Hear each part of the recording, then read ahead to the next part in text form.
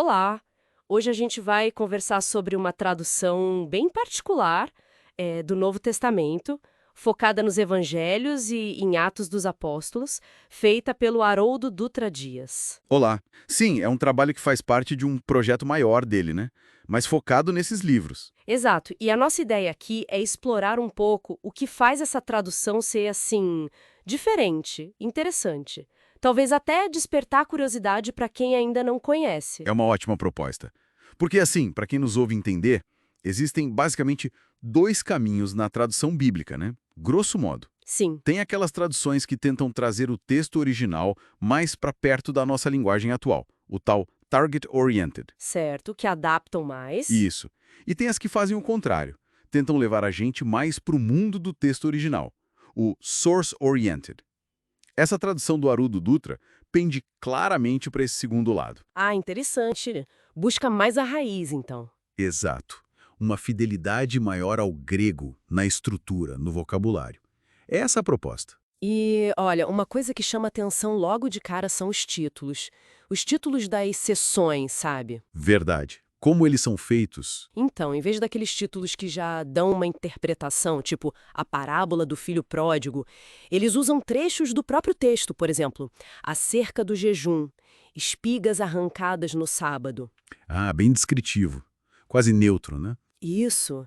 Parece uma tentativa de deixar o texto falar mais por si mesmo, pelo menos no começo. Faz sentido. Uma busca por neutralidade descritiva. Mas olha, na minha opinião, o grande diferencial mesmo, onde o trabalho brilha, são as notas de rodapé. Ah, as famosas notas. Eu ouvi falar que são muitas. São muitas e muito detalhadas. Não é só um comentário rápido. É quase um estudo paralelo, sabe? Numeradas por passagem. E o que a gente encontra nelas, assim, de especial? Bom, tem de tudo um pouco. Por exemplo, etimologia, a origem das palavras. Pega diabo, diabolo. A nota explica que a raiz significa separar, caluniar. Nossa, Ou irmão, adelfos, vem de mesmo útero. Isso já joga uma luz diferente quando o texto fala dos irmãos de Jesus, né? com certeza. Abre para pensar se é irmão de sangue, primo ou membro da comunidade. A nota dá a ferramenta literal. Exatamente. A reflexão é do leitor. E não para por aí, tem muito contexto histórico, cultural. Tipo o que, por exemplo? Explica a postura dos sábios hebreus sobre certos assuntos, o significado de gestos, como abrir a boca para começar um discurso importante. Fala sobre Mamon, explica medidas como o côvado. Isso ajuda a visualizar, né? Demais. Fala do Vale de Geena, o que simbolizava. Explica o denário. Lembra da parábola dos trabalhadores da vinha? Lembro sim. A nota diz que um denário era o pagamento de um dia de trabalho. Entender isso muda a percepção da graça ou da injustiça que os primeiros trabalhadores sentiram. Nossa, dá outra dimensão para a parábola. Totalmente. Ou coisas mais simples, como o catre, que era um tipo de cama simples, portátil. Ou os cômodos que existiam nos terraços das casas judaicas. Coisas do dia a dia da época. Entendi. E aquelas expressões que a gente lê e pensa, ué, o que isso quer dizer? As idiomáticas, Essas também têm atenção especial. tipo cair sobre o rosto. A nota explica que é um gesto de reverência profunda, de súplica, Ah, tá, não é só uma queda literal. não mesmo? Ou fazer caminho, que podia ter um sentido até técnico de abrir uma trilha. Expulsou pela palavra, a força do verbo. Teshuva, que é arrependimento, mas com uma conotação de retorno. Estar no seio de alguém, indicando intimidade. Levantar-se, que em certos contextos é termo técnico para ressuscitar. Caramba. Com grande voz, para indicar importância, não só volume. Orar sem cessar. As notas ajudam a pegar essas nuances que uma tradução mais solta poderia perder. Aproxima a gente da mentalidade da época, né? Exato, da forma de pensar e de se expressar. E com esse foco todo no original, como fica a questão das variantes textuais? Aqueles trechos que às vezes faltam em manuscritos mais antigos. Boa pergunta.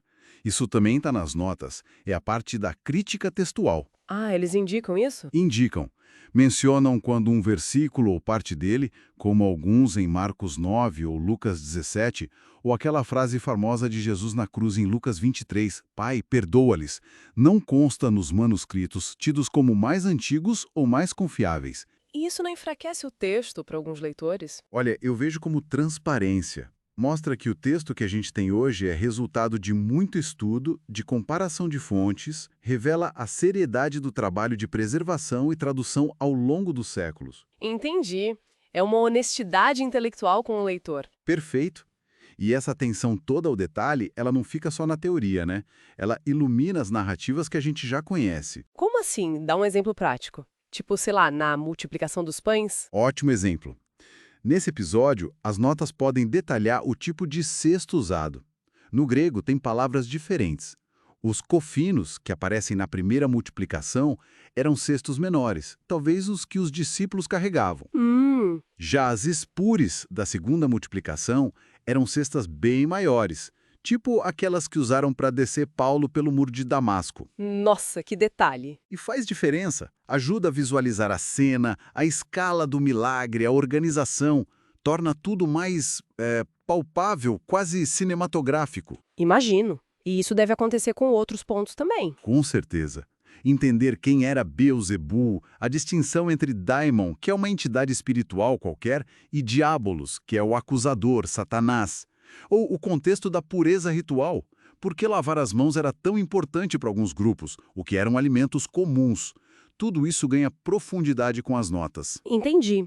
Então, o que a gente tem aqui é bem mais que uma tradução comum. É quase uma leitura guiada, né? Onde as notas funcionam como um especialista do lado, abrindo janelas para a língua, para a história, para a cultura. Exatamente. A busca pela fidelidade ao original se traduz numa riqueza imensa de informação para o leitor. A ideia parece ser dar ferramentas para que a própria pessoa faça as conexões, sabe? Para que ela mesma aprofunde a compreensão. Isso. E perceba camadas de significado que, talvez numa leitura mais rápida ou numa tradução mais interpretativa, passassem batido. É um estímulo, né? Intelectual e espiritual. Com certeza. Fica então uma reflexão para quem nos acompanha. Como será que a experiência de ler textos tão fundamentais como os Evangelhos e Atos se transforma quando a gente tem esse acesso facilitado ao sabor original das palavras? Aos costumes da época, às expressões daquele mundo. Sim. Que novas compreensões podem surgir? Que tipo de conexão diferente pode nascer dessa abordagem mais detalhada, mais próxima da fonte? Que novas camadas de entendimento, ou talvez uma proximidade maior com as narrativas e as pessoas ali retratadas, podem emergir quando a gente se permite essa imersão guiada pelos detalhes do próprio texto. É algo para se pensar, sem dúvida.